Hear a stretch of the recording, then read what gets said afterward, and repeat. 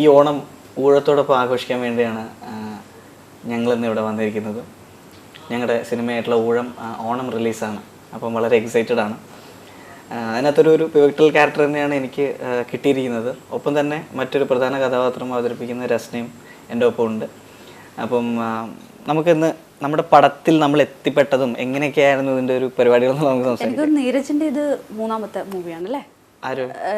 ജിത്തു സാറുമായിട്ട് അല്ലാതെ ഭയങ്കര സീനിയർ ആണെന്ന് അറിയാം. സീനിയർ ഒന്നുമല്ല, ഞാൻ വന്നിട്ട് ഇപ്പൊ എന്താ ഒരു 3 വർഷമായി. അത് അത്ര സീനിയോറിറ്റി ഒന്നുമല്ല. ജിത്തു ചേട്ടൻ്റെ കൂടെ എൻ്റെ 3ാമത്തെ പടമാണ്. ആദ്യത്തേത് മെമ്മറീസ് ആയിരുന്നു. മെമ്മറീസിൽ ഞാൻ ഒരു 2-3 സീൻ വേഷത്തിൽ വന്നു. അപ്പം അന്ന് വന്നപ്പം ജിത്തു ചേട്ടൻ ആദ്യമായിട്ട് തന്നെ നമുക്ക് പരിചയം, നമുക്ക് ഡയറക്ടറായിട്ട് സംസാരിക്കാൻ പോലും പേടിയുള്ള ഒരു ഇതാണ്. അപ്പോൾ ജീവൻ ജോജോ എന്ന് പറഞ്ഞിട്ടുള്ള അസോസിയേറ്റ് ഡയറക്ടറാണ് എന്നെ അതിലോട്ട് വിളിക്കുന്നത്. എൻ്റെ 2ാമത്തെ പടമായിട്ടാണ് ഞാൻ ചെല്ലുന്നത്.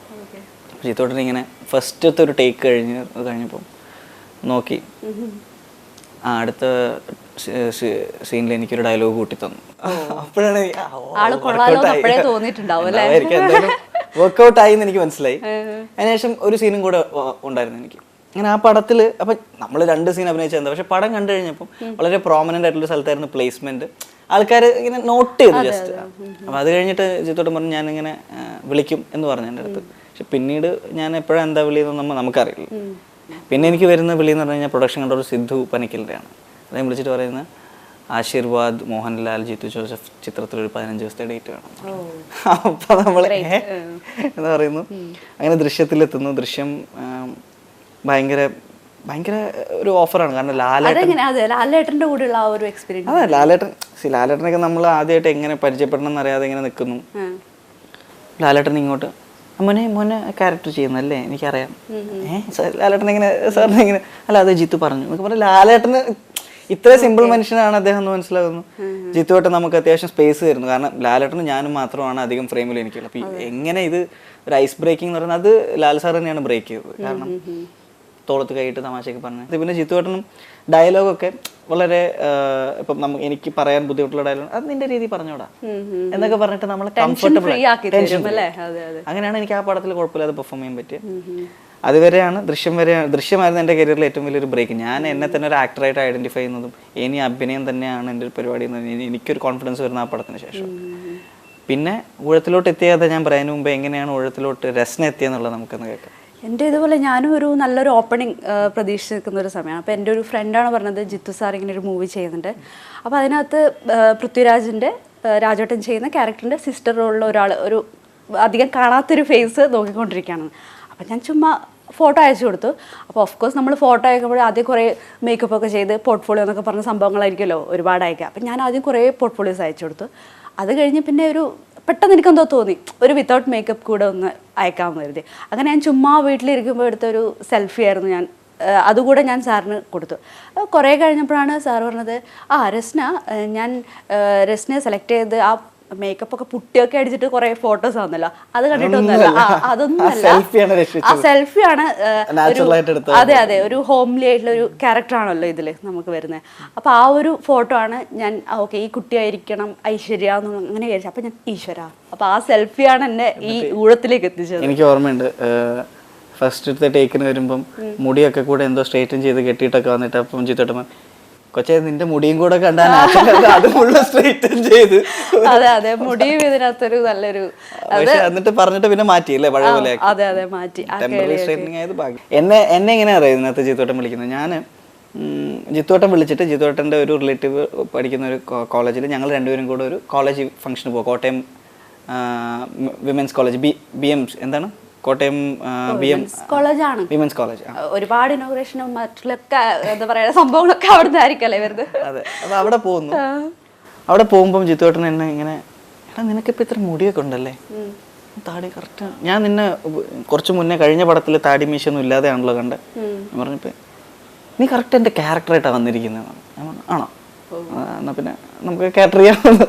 അപ്പോൾ അവിടെ പ്രസംഗിക്കാൻ തുടങ്ങി. ജിത്തുവേട്ടൻ പറഞ്ഞു ഞാനിവിടെ ഒരു സംഭവം ചെയ്യാൻ പോവാണ്, നിങ്ങൾ ഇത്രയും പേര് സാക്ഷി നിർത്തിയിട്ട് നീരജിന് ഞാനൊരു റോൾ ഓഫർ ചെയ്യാണ്, ചെയ്യുമെന്ന് എനിക്കറിയില്ല. അതായത് എൻ്റെ അടുത്ത പടത്തിലൊരു സെക്കൻഡ് ലീഡ് ക്യാരക്ടറാണ്, ത്രൂ ഔട്ടുള്ള കഥാപാത്രമാണ്.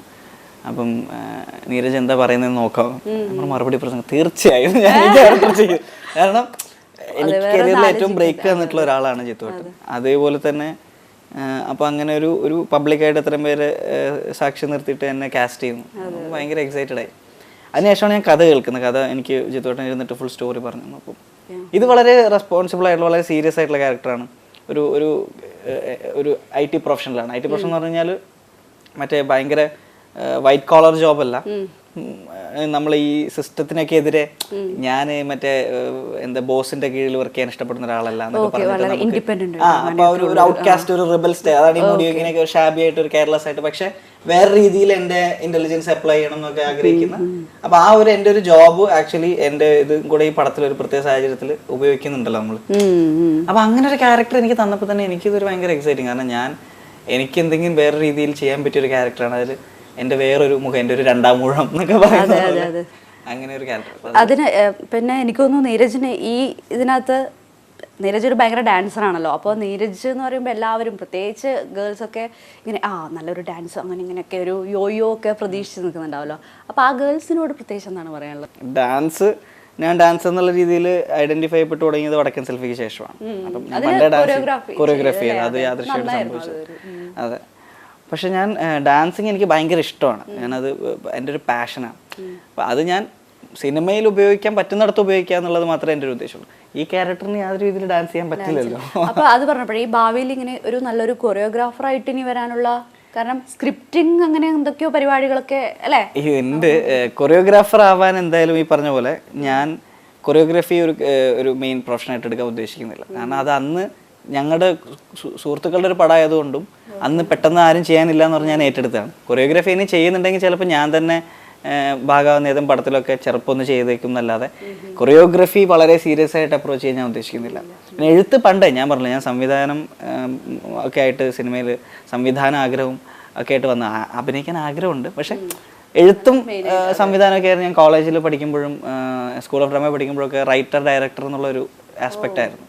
അഭിനയിക്കാൻ നമ്മളെ കൊണ്ട് പറ്റുമോ എന്നറിയില്ലായിരുന്നു. അതാ ഞാൻ പറയാം, ദൃശ്യം കഴിഞ്ഞിട്ടാണ് എനിക്കൊരു കോൺഫിഡൻസ് വന്നത്. അപ്പം നമ്മുടെ കയ്യിൽ ഉണ്ടായിരുന്ന ഒരു കഥകൾ ഇടയ്ക്ക് ഞാൻ അജുവായിട്ടൊക്കെ ഡിസ്കസ് ചെയ്തപ്പോൾ നമുക്കിത് ചെയ്താലോ എന്നൊക്കെ പറഞ്ഞ് അങ്ങനെ എൻ്റെ ഒരു കഥ തിരക്കഥയായിട്ട് മാറി. അത് ജേസൺ അളങ്കുളം എന്ന് പറഞ്ഞ പ്രൊഡ്യൂസർ കേട്ട് അത് സിനിമയാകാൻ പോകുന്നുണ്ട്. അപ്പം അങ്ങനെ ഒരു സംഭവം ഉണ്ട്. അതൊക്കെ ആയി വരുന്നേ ഉള്ളൂ.